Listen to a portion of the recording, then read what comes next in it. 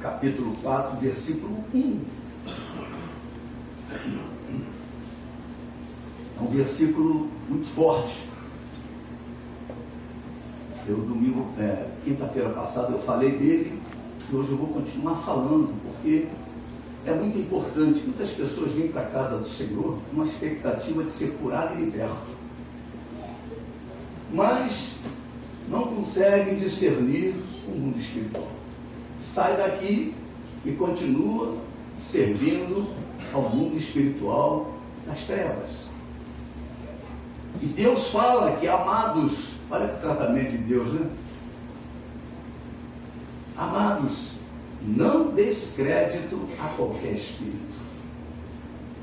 Antes, provai os espíritos se procedem de Deus, porque muitos falsos profetas têm saído pelo mundo fora. Nem toda pessoa que diz que Jesus é isso, que Jesus é aquilo, é de Deus, não. Porque Deus, como eu falei lá no início, né, quando eu estava conversando com a igreja, logo depois do louvor, Deus tem compromisso com aquele que tem compromisso com Ele. Nome de igreja não quer dizer que Deus tem compromisso com aquela igreja. Deus tem compromisso com a sua palavra. Eu quero que isso fique bem claro no nosso coração. Deus tem compromisso com a sua palavra.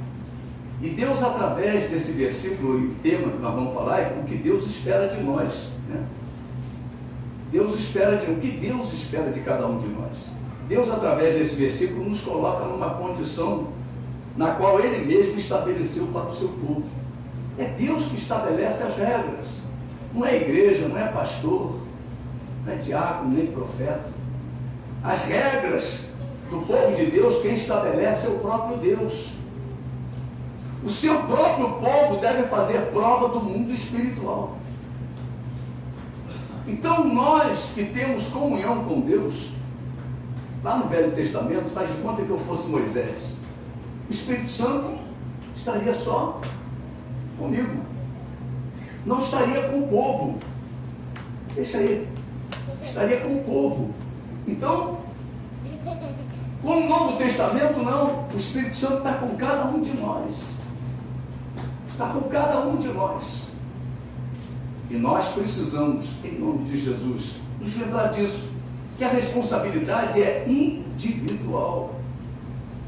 O seu próprio povo deve estabelecer provas para si, através de padrões e regras estabelecidos pelo próprio Deus, através da sua palavra, para andarem na sua presença. Só existe um padrão.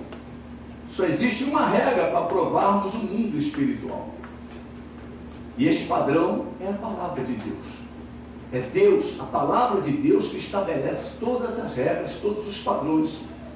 Não existe igreja com um padrão diferente, que vai estabelecer regras para poder você ter comunhão com Deus, para você identificar um espírito, que tipo de espírito está atuando. Eu posso dizer para você que só existe um padrão, só existe uma regra para provarmos o mundo espiritual. E esse padrão é a palavra de Deus. Muitas pessoas acham que só por estarem dentro de uma igreja, acreditam que é o Espírito Santo que está operando. Eu vim de uma igreja que era uma igreja que exaltava mortos. E dizia que o Espírito Santo estava ali. E nós começamos a entender que Deus tem compromisso com a sua palavra. E Deus diz que o morto não mais tem comunhão com o que se faz aqui na terra. Ele não pode mais se relacionar com os vivos. E lá éramos ensinados a buscar essas pessoas que haviam morrido, que haviam falecido. E eles diziam que o Espírito Santo estava lá. Como nós não tínhamos acesso à palavra, não tínhamos o conhecimento da palavra, não tínhamos como discernir, não tínhamos como entender. Nós não tínhamos o padrão de Deus. O padrão de Deus é pela palavra. Não é pelo ensino, é pela palavra. Eu era ensinado, mas ensinado errado. Era um falso profeta que estava me ensinando. Era um falso mestre que estava me ensinando. Mas a palavra de Deus é verdade, ela continua a mesma. Amém, queridos? O templo não tem poder para isso. A denominação não tem poder para isso. A única coisa que Deus tem compromisso é com a sua palavra. Porque Deus estabeleceu este padrão para a sua igreja. Por quê? Para que ela fosse mais do que vencedora. Para que você não fosse enganado. Um dia daremos conta a Deus sobre a nossa fidelidade a Ele. Um dia você vai estar diante de Deus. E Deus vai te perguntar, por que tu acreditou naquilo? Por que você acreditou naquilo, naquela outra coisa? Por que você seguiu esse caminho? Por que você seguiu aquele outro?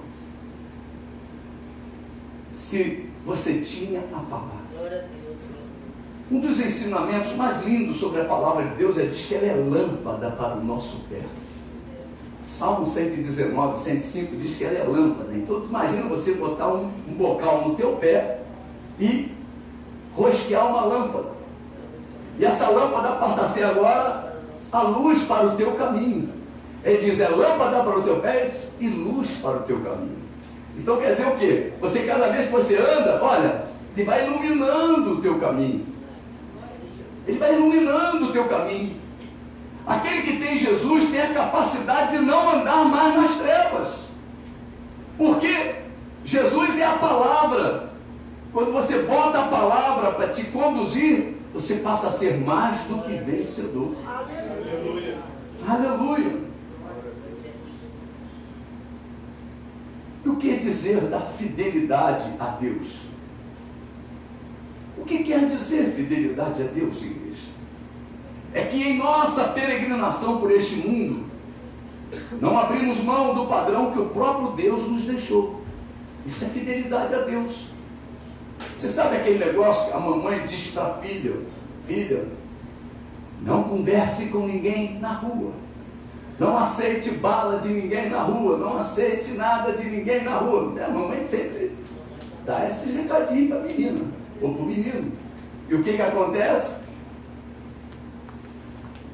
Ele toma as decisões que a mãe determinou. Aleluia. Glória a Deus. Por quê? Se ele não tomar, ele vai correr risco. Pode chupar uma bala envenenada, pode chupar uma bala que tem uma droga dentro. A menina com qualquer conversa de qualquer pode ser desencaminhada. Então a mãe tem uma preocupação, a mãe indica, orienta, mas a decisão é da filha, é do filho. Deus também determina, mas a decisão é nossa. A escolha é individual. Que caminho eu vou seguir? Eu preciso conhecer o caminho de Deus. A Bíblia diz, o caminho de Deus é perfeito. O caminho de Deus é perfeito. Então, meu irmão, se eu estou caminhando por um caminho complicado, é porque eu escolhi caminhar por esse caminho. É caminho de dor, é caminho de sofrimento. Não abrimos mão da sua palavra como regra de vida, e principalmente como direção para as nossas decisões. Tudo que você for decidir, decida com o aval de Deus. Amém, queridos? Decida com o aval de Deus. Quando nós começamos nesse terreno aqui, comecei a construir os muros, o construtor não tinha água, não tinha água. A casa que tinha aqui tinha sido suspensa a ligação da água. Então nós não tínhamos como captar água. E ele fez um buraco ali na frente da igreja, da calçada ali. Eu cheguei no final do dia, falei para ele, seu João, o senhor está procurando o que aí? Ele falou assim, pastor, não se mete nisso não. Eu falei, eu preciso me meter, pô. Lógico, você vai, o que tu está fazendo aí? Eu vou pegar água. Falei, não vai começar a obra de Deus aqui roubando. São princípios de Deus. tudo que você fizer fora dos princípios de Deus, você vai dar problema. Satanás vai crescer. Satanás vai dizer assim: essa igreja quem construiu fui eu. Porque tudo que é roubado é dele. Olha aí, ele é um ladrão. Jesus, quando fala dele, diz que ele é um ladrão. Ele veio para roubar, matar e destruir. E como é que eu ia começar a obra de Deus roubando água? Aleluia. Eu sei o seguinte: ele fechou aquele buraco. Eu falei assim: deixa que Deus vai prover. Meu irmão, todos os vizinhos aí começaram a esticar a mangueira e a água para cá jorrava. Aleluia. Nós fizemos tudo com a água dos outros. Amém. Um dia a SEDAI veio aqui instalar o hidrômetro e falou: como é que vocês construíram isso aí? Água dos vizinhos. Água paga, é água registrada por vocês. Vizinho de frente me deu, ali corria uma mangueira daquela oficina que tem aqui do Paulinho, que prestava água para a gente. A linha amarela estava sendo construída. Os caminhões passavam aqui carregados de pedra, estouravam a mangueira. A gente botava uma fitinha nela, prendia de novo, passava outro caminhão, estourava de novo a mangueira. E a gente comprei os galões, a gente enchia todos os galões de água para aquele dia eles trabalharem, virarem concreto. Concreto precisava de muita água. E olha, a obra continua e não faltou água para nunca faltou água aqui. Deus supriu, mas com a água direita, não com a água roubada. Tudo que você começa errado, meu irmão, lá no final, Satanás vai se levantar e vai dizer: quem te deu fui eu. Eu não quero nada. Jesus, quando fala dele, diz assim que ele não tem parte alguma em Jerusalém. Não tem parte alguma. Ele não tem parte mais alguma comigo. Eu já saí, já larguei. Agora eu sou de Deus. Amém, queridos? Amém. Você pode levantar a tua mão e dizer: agora eu sou de Deus. Aleluia. Esta palavra é que nos garantirá sairmos de todas as batalhas como vencedores. É essa palavra. Quando ouvimos Deus nos dizer que devemos provar os Espíritos, podemos deduzir que Deus nos colocou como mestres. Quem é que pode provar alguém ou aprovar alguém? A criança está lá no colégio e vai fazer uma prova. Quem é que dá a prova a ele? É o mestre. Então, se Deus diz que você pode provar os Espíritos, é porque você agora pode ser mestre. E quem é o mestre? É aquele que conhece. Presta bem atenção, lá em Hebreus capítulo 5, olha lá o que diz em Hebreus capítulo 5, versículos 11 em diante. São 4 versículos, 5 versículos, não, 4 versículos, que diz assim: a esse respeito temos muitas coisas que dizer e difíceis de explicar, porquanto vos tendes tornado tardios em ouvir. Pois com efeito, quando devis ser mestres, atendendo ao tempo decorrido, tem crente que tem 20 anos de igreja e não sabe nem onde está Malaquias. Ele fica na Bíblia desesperado. Todo mundo já achou e ele está lá. 20 anos de crente, ele não é mestre, ele continua criança. Olha lá o que ele diz aqui: atendendo ao tempo decorrido, tendes novamente necessidade que alguém vos ensine. Agora você tem que ser mestre, meu irmão. Já passou 1 ano, 2 anos, 3 anos, você não é mais, você não tem mais, não usa mais chupeta. Meu neto tem 6 anos, não tem mais chupeta. Se ele estivesse chupando chupeta, eu ia ficar preocupado.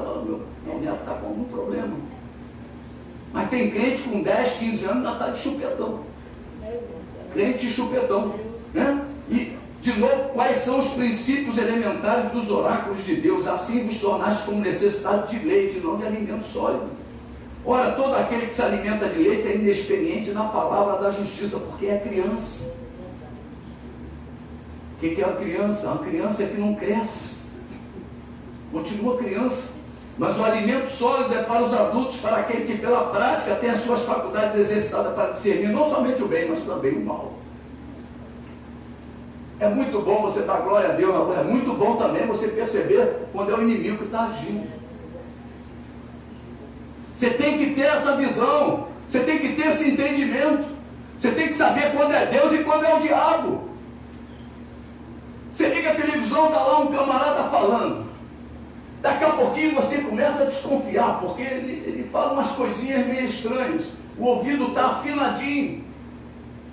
A Bíblia diz que a cítara e a flauta dão sons muito parecidos, mas o mestre consegue identificar o que é cítara e o que é flauta. Nós temos que identificar aquilo que é de Deus e aquilo que não é de Deus. Mas o que acontece? As pessoas, glória a Deus, aleluia, recebe tudo, sai com o pacote cheio de coisas que são de Deus e também que são do diabo. Por isso nós temos que ter cuidado. A Bíblia diz o que? Retende o que é bom. Retém o que é bom. Porque se você levar lixo para casa, meu irmão, vai feder, vai dar bicho. Quem guarda lixo tem bicho. O lixo você descarta, você não guarda. Mas tem pessoas na igreja que estão precisando de libertação, precisando de cura, mas estão cheias de lixo. Estão cheias de lixo na sua vida espiritual. E nós precisamos. Não adianta culto para isso, adianta posicionamento. Quando você se posiciona diante de Deus, o demônio bate retirada. Sujeite-se a Deus e resista ao diabo, e ele fugirá de você. Aleluia. Aleluia. Aleluia. Glória a Deus.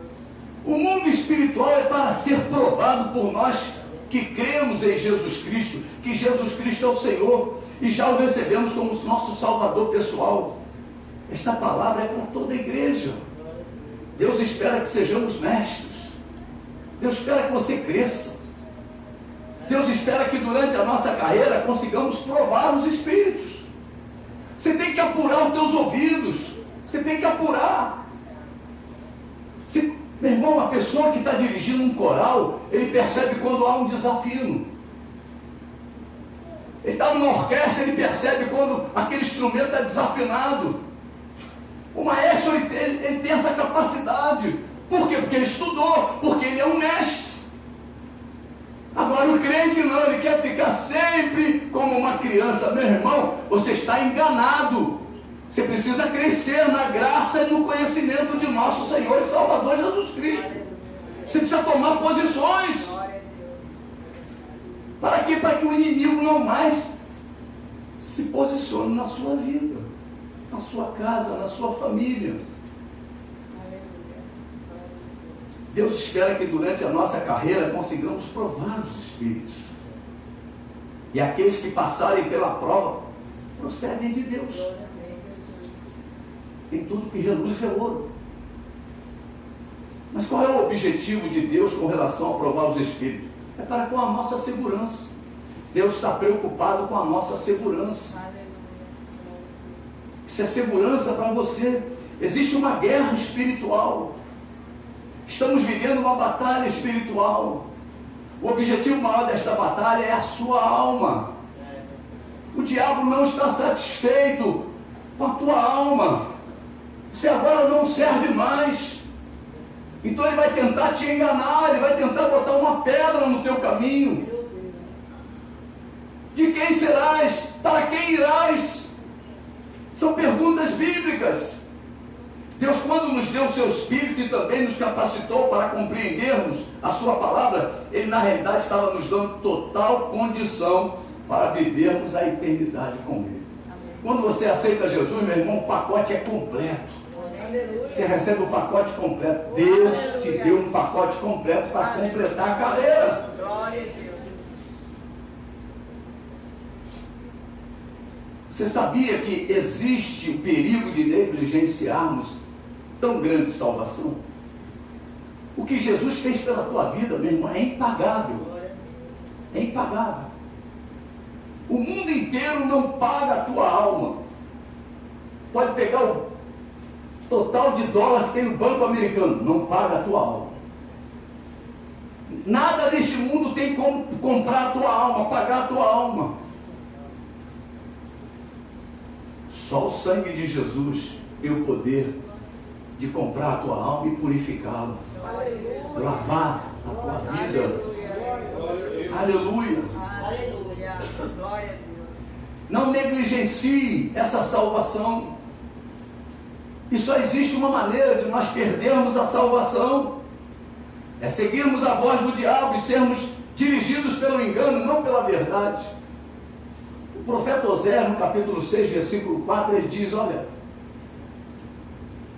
o meu povo está sendo destruído porque lhe falta o conhecimento. Povo de Deus. Tem povo de Deus que trocou a palavra pela toalhinha, trocou a palavra pela rosinha, trocou a palavra pelo copo d'água, trocou a palavra por objetos. Qual é a diferença de uma idolatria? Qual é a diferença? Se você agora vai andar pelo que você vê, pelo que você toca, a palavra, ela está firmada no céu. A palavra está firmada no céu, então você tem que acreditar. Você tem que acreditar que essa palavra vai se tornar o que é realidade na tua vida. Por isso Deus nos avisa que muitos falsos profetas têm saído do mundo fora, com objetivos estabelecidos pelo próprio Satanás. E quais são esses objetivos? Se Deus assim nos permitir, nós vamos falar desses objetivos. O primeiro objetivo de Satanás é tirar de você a possibilidade de receber a coroa da vida e de lhe causar o dano,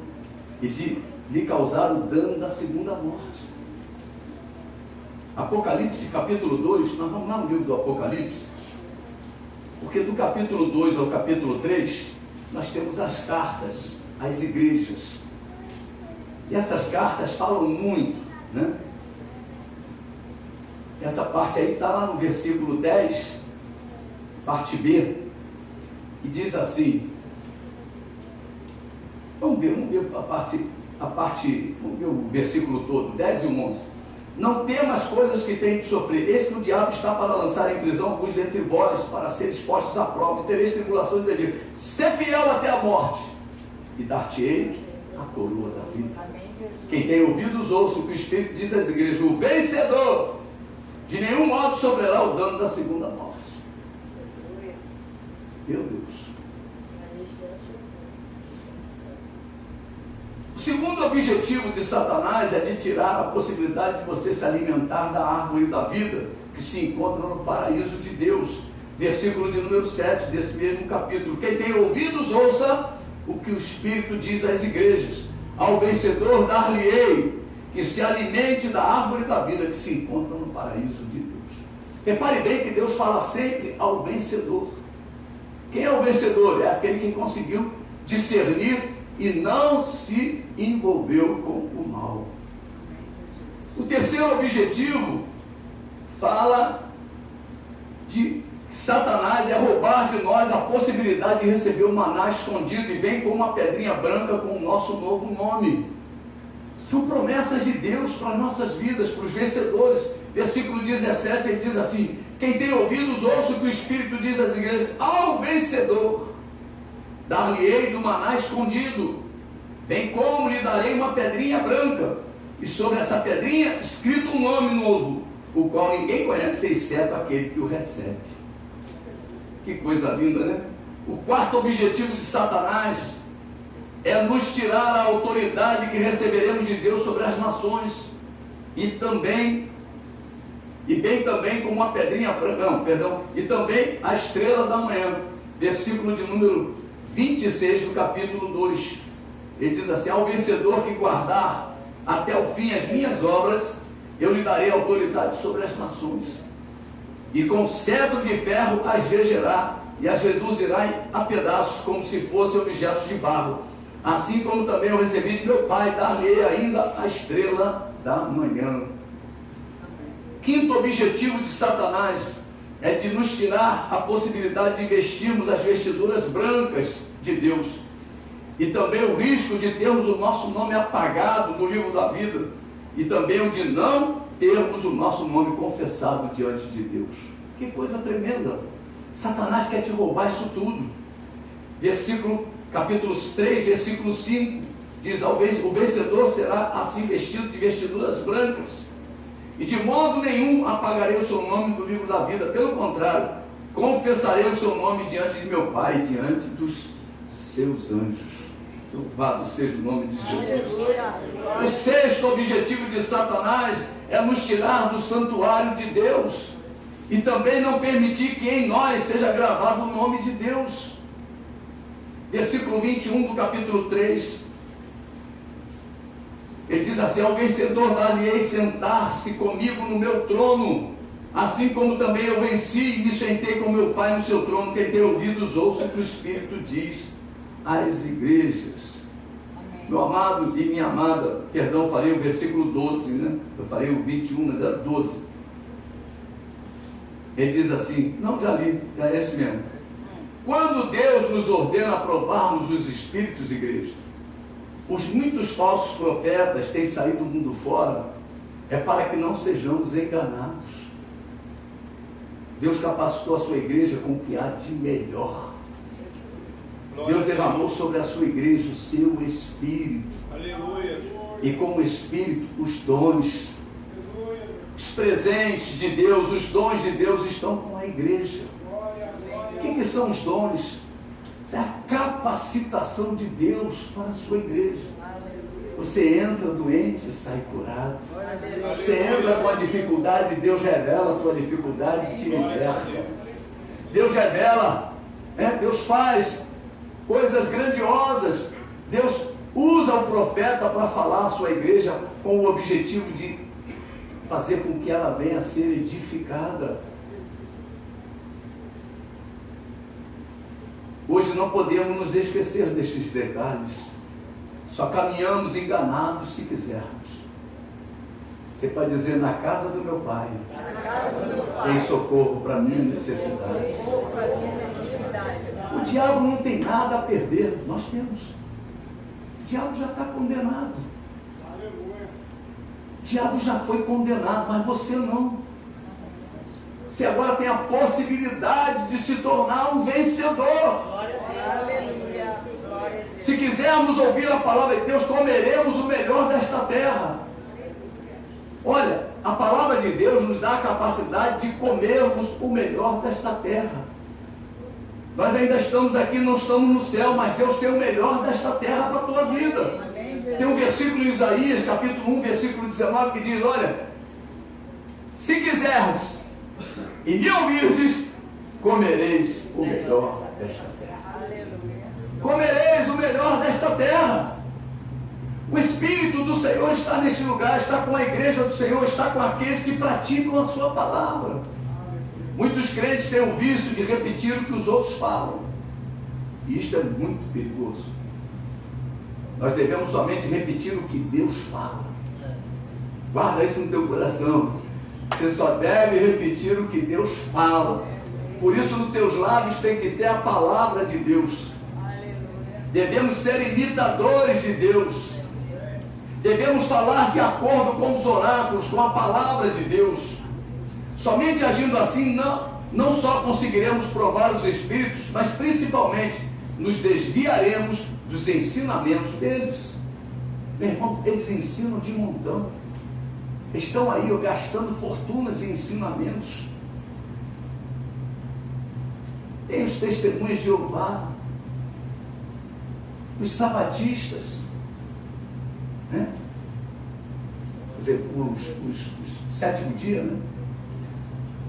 Então nós começamos a ver que, olha, você liga a televisão, são tantos os canais idólatras, que você fica doido, você fala, o que eu vou ver? Não tem. Quer um conselho? Se você tem net, 188. É o melhor canal evangélico. 188. Tipo Swagger. É palavra o dia inteiro.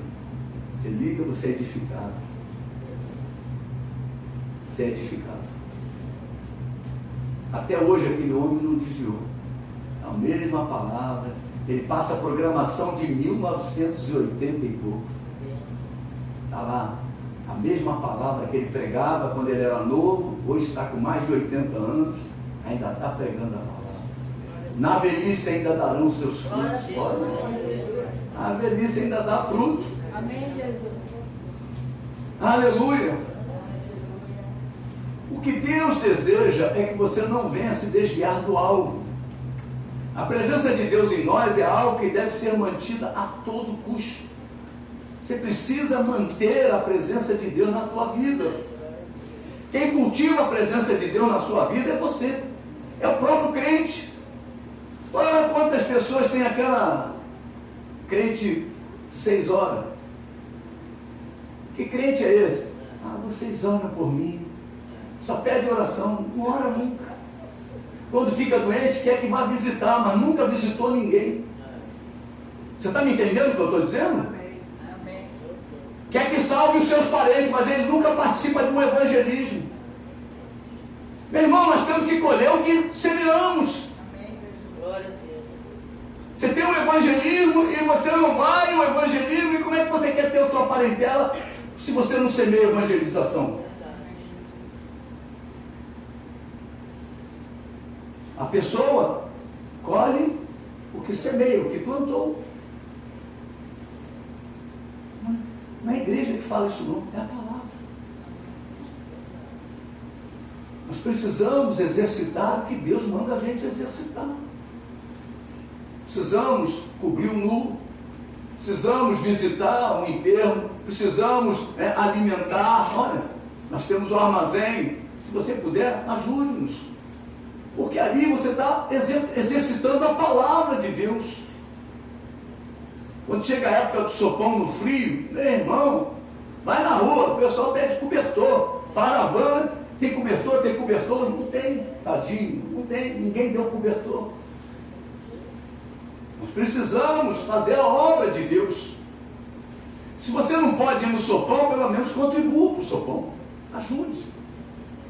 Então, são coisas que nós precisamos exercitar. Quem diria que a Venezuela ia ficar na situação que está? As pessoas correndo atrás de caminhão de lixo. Quem diria? Um país rico daquele. Talvez um dos países mais ricos da América do Sul. Quem diria? Que as pessoas não querem mais viver lá. Quase 3, 4 milhões de pessoas estão fugindo de lá. A nossa igreja em Cochabamba, fica mais condições lá, recepcionou lá uns venezuelanos, já batizou 5. 5 venezuelanos foram batizados lá na Bolívia, lá em Cochabamba. Vamos falar disso no domingo. Vamos mostrar o culto de missões. Então, nós precisamos fazer a obra acontecer. Para podermos colher.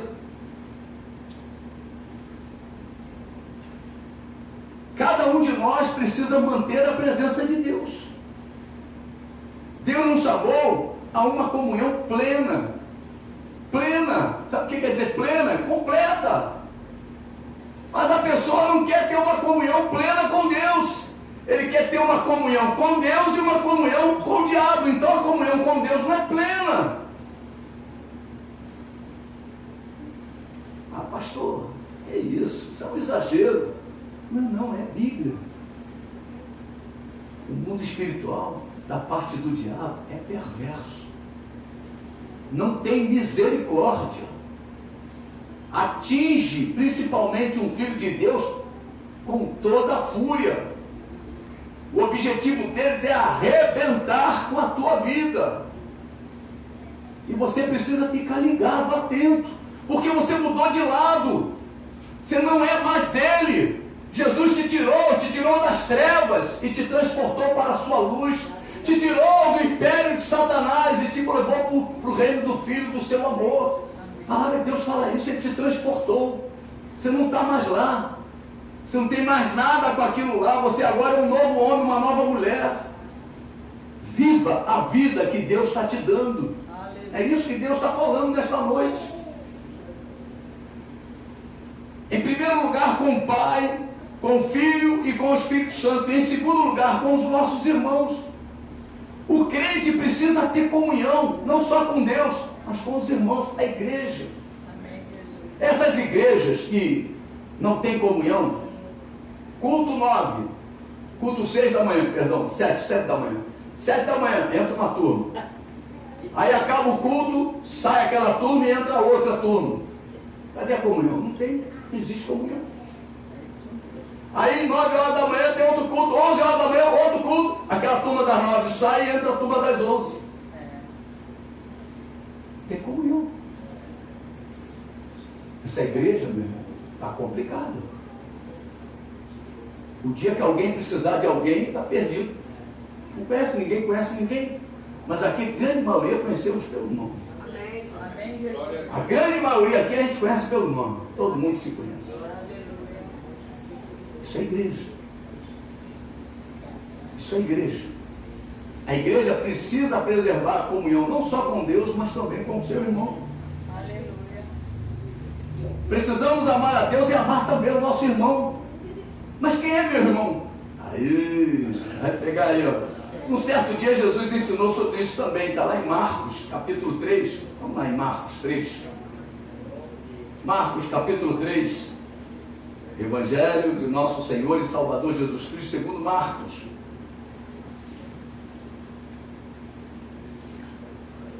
Versículo de número 31. Diz assim: nisto chegaram a sua mãe, seus irmãos, e tendo ficado do lado de fora, mandaram chamá-lo. Jesus estava numa reunião. Tá? Jesus estava numa reunião. E Marcos descreve essa reunião. Estava cheio, a casa estava bem cheia, e os irmãos de Jesus e a mãe dele estavam do lado de fora. E veio uma notícia para ele: olha, tua mãe e teus irmãos estão aí. Ó, ficando lá de fora, mandaram chamá-lo. Veio alguém, chamou Jesus: Jesus, tua mãe e teus irmãos estão aí. Muita gente estava sentada ao redor dele e lhe disseram: olha, tua mãe, teus irmãos e irmãs estão lá fora, à tua procura. Então ele lhes respondeu dizendo: quem é minha mãe e meus irmãos? E correndo olhar pelos que estavam assentados ao redor, disse: eis minha mãe e meus irmãos, portanto qualquer que fizer a vontade de Deus, esse é meu irmão, irmã e mãe. Por que ele não falou pai? Porque pai dele era Deus, ele era filho de Deus. Então nós precisamos, também na hora da seleção, sermos criteriosos. Quem é meu irmão? É todo mundo que está na igreja? São aqueles que fazem a vontade de meu Pai que está no céu. Nós temos que ter como cuidado. Imagina um sujeito que está passando um vento tremendo. Ele é o fabricante de vento. Ele fabrica vento. Aí tu chama ele para ir para a tua casa. O que ele vai deixar na tua casa? Vento. Olha só. Então, Deus fala o quê? Não receba na tua casa quem não traz a tua doutrina. Qual é a minha doutrina? Comunhão com Deus plena. Então, se entrar uma pessoa na minha casa que está fora dessas situações, o que vai deixar? Problema. Vai sair, eu vou ter que orar a casa, expulsar os demônios. Vai ter que fazer a limpeza, que a gente tem autoridade para isso. Porque, meu irmão, quando você fala, você que é profeta de Deus, você que é um homem e uma mulher de Deus, quando você fala, o mundo espiritual te obedece. Amém. Sai, Satanás, da minha casa, sai em nome de Jesus, todo demônio, fora, demônio da enfermidade, demônio da confusão, demônio da discussão, demônio da discórdia, vai expulsando. Demônio da dor, demônio da insônia. Às vezes a pessoa vem e tu não consegue dormir aquela noite. Qual é o problema? O que ele deixou lá? Insônia. Nós precisamos estar atentos. Nem todo que me diz Senhor, Senhor. A Bíblia fala isso. Nós vamos ver daqui a pouquinho esse texto. Nem todo. Jesus não disse são todos que congregam em nossa igreja. Jesus não disse são todos que acreditam em mim. Não. Jesus disse são todos que fazem a vontade do Pai. Você precisa aprender a fazer a vontade do Pai. Para você poder ter o quê? Uma comunhão. Não só com Deus, mas também com os seus irmãos. Nós precisamos nos tornar bênção. Ser tu uma bênção, ele falou para o primeiro crente. Abraão, ele olhou e falou: Abraão, se tu uma bênção. Que possamos observar a vida daqueles que se encontram em comunhão conosco. Você traz uma pessoa na tua casa, por favor, uma pessoa que está vivendo um momento de adultério. O que ele vai deixar da tua casa? O espírito de adultério. Aí começa os problemas familiares. Olha só. Então nós começamos a ter que ter critérios. Temos que ter critérios. Temos que ter critérios. É problema sério. É mundo espiritual, você não vê. Mas você vê quem? O elemento. Aquilo que liga, aquilo que está em link com o mundo espiritual, que é a vida. Quando você tem uma comunhão plena com Deus, você é o link de Deus nessa terra. Estou falando agora uma linguagem bem conhecida. Link você está... você tem que deletar Satanás e ficar na presença de Deus, né? Incluir Deus, né? Incluir Deus na tua lista aí de contato, né? Você tem que fazer isso.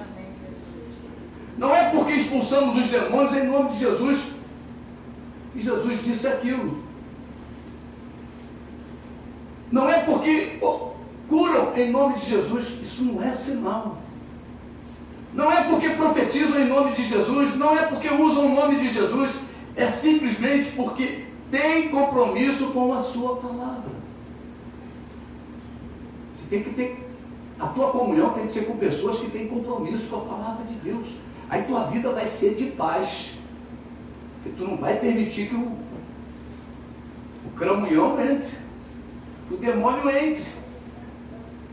Eu quero que isso fique bem claro no seu coração. Provar os espíritos procedem de Deus. Mateus capítulo 7, olha só. Nós lemos ele na quinta-feira passada, mas eu vou ler de novo porque é muito forte esse capítulo. Versículo 11. Versículo 11, versículo 15. Diz assim: acautelai-vos. Olha o que Deus fala. Tenha cautela.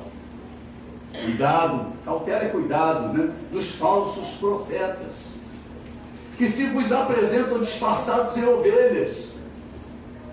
Falam como ovelha. Mas são lobos. O negócio dele é te morder. Se ele tirar aqui a capinha, tem um focinho. Olha só. Mas por dentro são lobos roubadores. Por que Deus fala lobos roubadores? Porque Ele quer roubar o que Deus te deu. Deus te deu o que? A salvação. Pelos seus frutos os conhecereis. Colhem-se porventura uvas de espinheiros ou figos dos abrolhos? Assim toda árvore boa produz bons frutos, porém a árvore má produz maus. Frutos maus, né? Não pode a árvore boa produzir frutos maus, nem a árvore má produzir frutos bons. Toda árvore que não produz bom fruto é cortada e lançada ao fogo. Assim, pois, pelos seus frutos os conhecereis. Nem todo, olha aí, marca isso aí na tua Bíblia. Nem todo que me diz Senhor, Senhor entrará no reino dos céus, mas aquele que faz a vontade de meu Pai que está nos céus. Muitos naquele dia, olha, muitos, não são poucos não, é muita, é multidão, meu irmão, hão de dizer: Senhor, Senhor, porventura não temos nós profetizado em teu nome? E em teu nome não expelimos demônios? E em teu nome não fizemos muitos milagres? Então lhes direi explicitamente: nunca vos conheci. Apartai-vos de mim, os que praticais a iniquidade. Meu irmão, o negócio é estreito. O caminho é apertado. Muitos crentes colocam as suas dificuldades como impedimento a uma vida de profunda comunhão com o Senhor. Ah, eu não tenho tempo para ler a Bíblia, eu não tenho tempo para orar. Mas tem tempo de assistir um futebol, tem tempo de assistir uma sequência de filme. A série de filmes aí, ficam lá vendo aquilo, o dia inteiro vendo aquilo, mas não pode ler a palavra, não tem tempo para ler a palavra, não tem tempo para uma comunhão com Deus, não tem tempo para servir a Deus, não tem tempo para fazer nada para Deus. É desculpa. Mas não é isto que a palavra do Senhor nos diz. Deus nos chama a negarmos a nós mesmos, tomarmos a nossa cruz e seguirmos Jesus. Você pode falar para o teu irmão, não perca o Senhor de vista. Não perca o Senhor. Não perca o Senhor de vista, não perca o seu Salvador de vista. Amém, Jesus. Olha, eu vou contar uma história, você pode até ver essa história aí, está passando na Record, já está acho que no capítulo beirando 20, e ainda está no capítulo 17 de 1 Reis. Elias profetizou a seca, e ainda Jezabel não casou, porque Jezabel casa no capítulo 18. Então, ainda está só no 17, está mostrando ali a pressão espiritual. A pressão espiritual. Elias vivia um reino completamente apóstata. Aquele rei, um rei frouxo, rei fraco, Acabe. Um nome muito até propício, né? É um rei que acaba com tudo. Acaba com tudo. Não, nosso rei é Jesus. Não é Acabe? O reino de Israel havia se afastado da vontade do Senhor. Mas Elias não se corrompeu. Elias se manteve posicionado. Se levantou como homem de Deus contra tudo o que estava sendo montado em Israel. Elias não perdeu o seu Salvador de vista, o seu Senhor de vista. E por isso foi provado em sua fé diante de 400 profetas de Baal. Vai ser a próxima. O próximo capítulo fala desse momento. E dos 450 profetas do poste ídolo. Ele entendia que estava sozinho servindo a Deus. Muitas vezes você acha que é você só que está servindo a Deus. Mas havia uma reserva de Deus naquela nação. Um remanescente fiel a Deus. Você e eu precisamos estar incluídos neste remanescente, nesta reserva. Muitos de nós colocamos a nossa segurança na denominação. Eu me congrego em uma igreja séria. Vocês conhecem o pastor Joaquim? Um cara sério. Com pastores sérios. As mensagens são espirituais. Temos visto a presença de Deus em todas as reuniões. Mas não é só isso que Deus quer de você. Deus quer que a sua segurança seja depositada no Senhor e não na denominação. Não no MJCP. A tua segurança tem que estar no Senhor. Aleluia. Glória a Deus. Quando a pessoa entra na igreja, normalmente ele entra de cabeça baixa. Aí ele se converte, olha para quem? Para o pastor. E o pastor vai ensinar ele a olhar para Deus. Aleluia. Você tem que aprender a depender de Deus. É assim que funciona. Muitos de nós colocamos a nossa segurança nessa denominação. Estamos vivendo estes dias, igreja.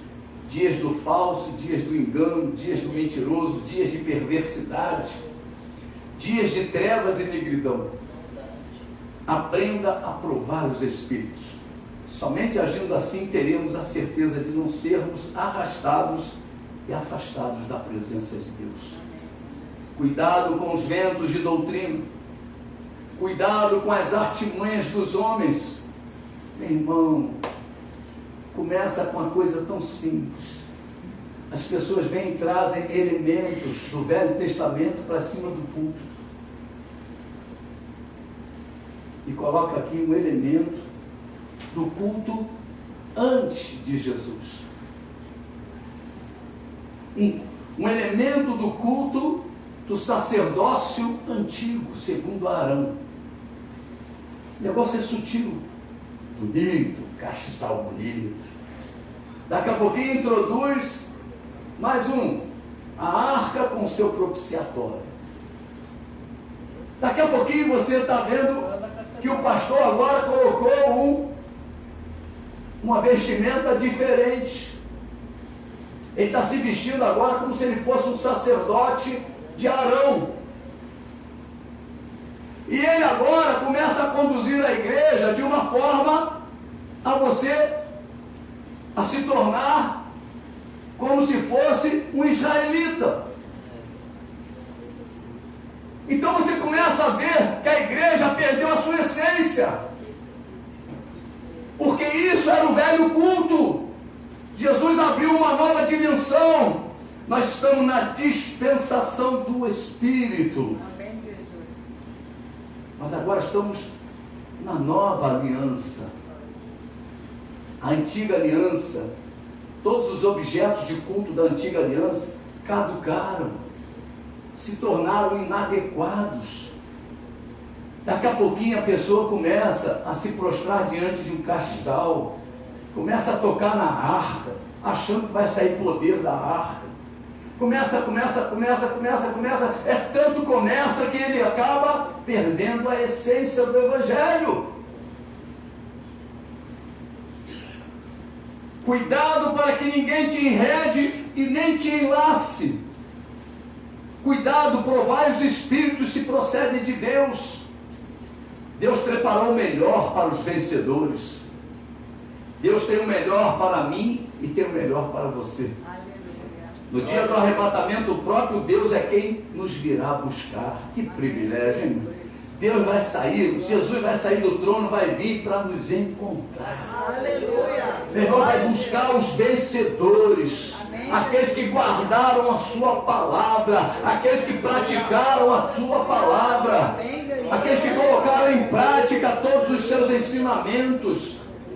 É Ele que virá te buscar, meu irmão. Você não vai ser buscado pelo pastor Joaquim, não. Você vai ser buscado pelo teu Deus, pelo teu Senhor, pelo teu Salvador, para aquele que pagou pela tua alma, pela tua vida.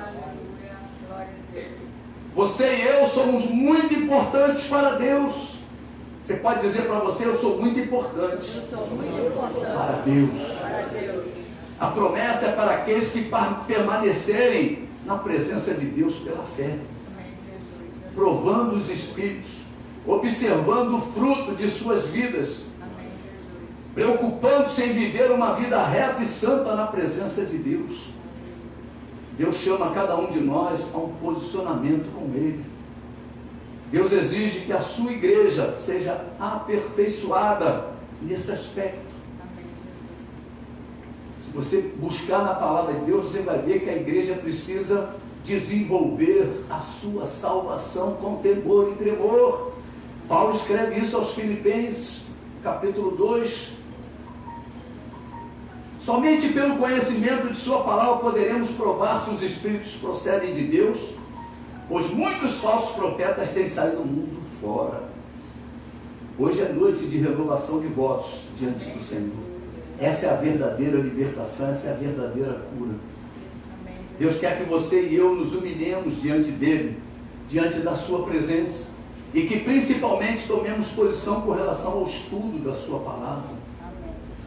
Pois naquele dia, no dia da sua volta, no dia em que Ele dará tudo aquilo que Ele havia prometido em sua palavra somente aos vencedores. Eu preciso me tornar um vencedor. Eu preciso me tornar um vencedor. Você tem que tomar essa decisão. Eu preciso me tornar um vencedor. Aqueles que andaram vigilantes receberão as promessas prometidas ao vencedor. Deus não nos chama para empatarmos o jogo. Tem uma turma de técnico aí que entra para o 0-0. Se der oportunidade, a gente faz lá um gol e fica lá retranca. Meu irmão, Deus não nos chamou para esse tipo de jogo. Deus não nos chamou para perdermos o jogo. Deus nos chamou para sermos mais do que vencedores. Por isso, somente aos vencedores Deus cumprirá as promessas que se encontram nas cartas escritas às igrejas no livro do Apocalipse. Amém, queridos? Vamos ficar de pé. Louvado seja o nome de Jesus. Tem um hino que diz: Deus fará tudo por você, moverá céus e terras com o seu poder, e o impossível vai acontecer, né? Louvado seja o nome de Jesus.